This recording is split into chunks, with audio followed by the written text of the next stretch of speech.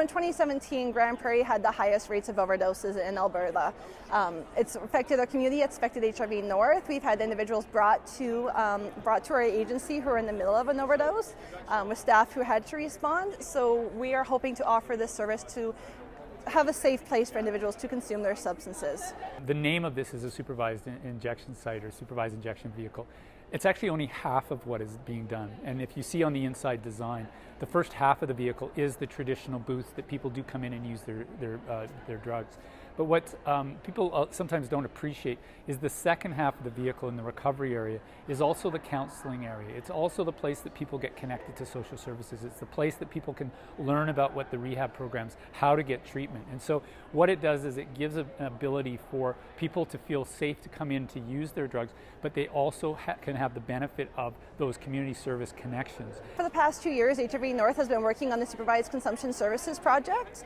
We're getting close to our operation date. Our exemption with Health Canada is in its final stages. We had an opportunity with this project to build the first custom-built, ground-up supervised injection site of this size really in Canada. An individual wanting to access services will come up this way.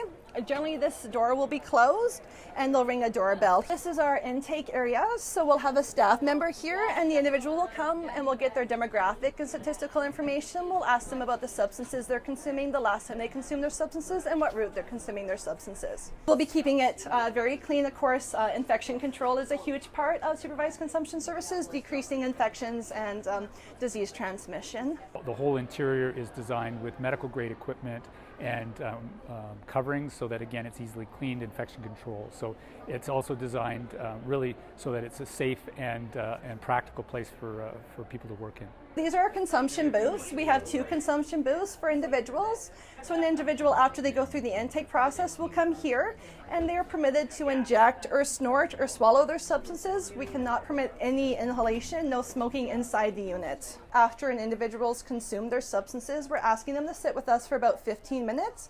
They can connect with a nurse or a paramedic and talk about any health problems they may be having. We'll be looking at any referrals we could be providing, any services the individual could be needing, as well as monitoring their medical condition. So if they start showing any adverse effects or possibly an overdose, we'll be able to respond to that with medical interventions. And so this is more than just the injection site. There's the second half of this, which is really about how do we reconnect people with the proper services. And version 2 or 3 of this, as we learn more, groups are looking at how can they start some of the treatment programs right here in this vehicle. We are quite fortunate that we do have a 360 view around our vehicle, so if an individual does leave and has any adverse events outside, we'll be able to respond outside as well. At the end of the day, this is a work site. And under the occupational health and safety rules, this has to comply for a safe work site. We have built-in panic alarms, so again, at a push of a button, an exterior alarm goes, and it's also a monitored alarm that goes to a call center to activate help.